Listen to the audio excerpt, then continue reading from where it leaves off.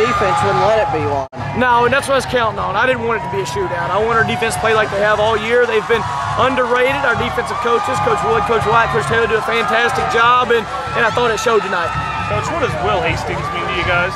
I mean, it means so much. I mean, you know, he's a guy that you can go to over and over, and he just keeps finding a way.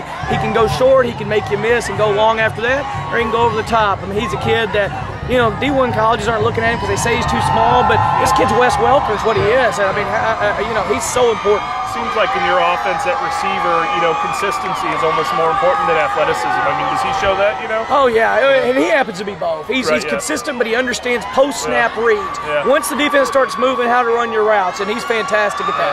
Important field goal for you guys, too, he made. Yeah, I mean, he's a kid that can do it all. Onside kicks, kicks field goals, scores touchdowns, does a little bit of everything, and that was huge. That made a big difference in the game. That put it up 3 scores and forced them into throwing the ball and be one-dimensional, and we were able to, you know, blitz and get some sacks. He's only kicked 2. Any nerves throwing him out there in that situation?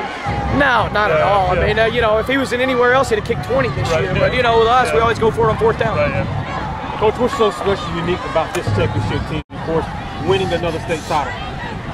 The fact that these guys, when they were freshmen, which is everybody looks at their senior year, they were 4 and 5, and they knew they had a lot of work to do, and they did not want to be the team that people thought they were going to be as freshmen, which was kind of the letdown group for PA.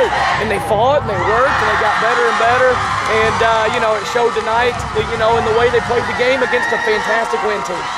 Do you have any idea you'd be able to get the pressure on them that you did defensively? Yeah, I mean, we've got pressure all year, and our coaches do a great job scheming on blitzes and things and putting people in tough situations as far as offensive linemen, and so I thought we could get some pressure, especially if we put them in a situation where they had to throw.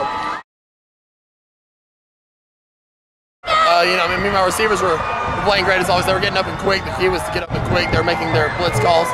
They, you know, once they got past them, they were getting open. It seemed like you and Hastings and Kelley, you know, just clicked all year. Yeah. Hastings and Kelley always do a good job. I mean, they're always good for 100 yards or so. I mean, they did a great job tonight.